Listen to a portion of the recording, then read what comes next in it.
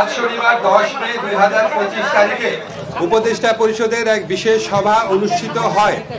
সভায় আন্তর্জাতিক অপরাধ ট্রাইব্যুনাল আইনের সংশোধনী অনুমোদিত হয়েছে।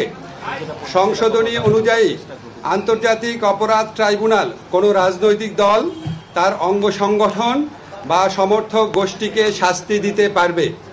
উপদেষ্টা পরিষদের বৈঠকে আন্তর্জাতিক অপরাধ ট্রাইব্যুনালে বাংলাদেশের আওয়ামী লীগ ও তার নেতাদের বিচার কার্য সম্পন্ন না হওয়া পর্যন্ত দেশের নিরাপত্তা ও সার্বভৌমত্ব রক্ষা, জুলাই আন্দোলনের নেতাকর্মীদের নিরাপত্তা এবং আন্তর্জাতিক অপরাধ ট্রাইব্যুনালের বাদী ও সাক্ষীদের সুরক্ষার জন্য সন্ত্রাস বিরোধী আইনের অধীনে সাইবার স্পেস সহ আওয়ামী লীগের যাবতীয় কার্যক্রম নিষিদ্ধ করার সিদ্ধান্ত গ্রহণ করা হয়েছে।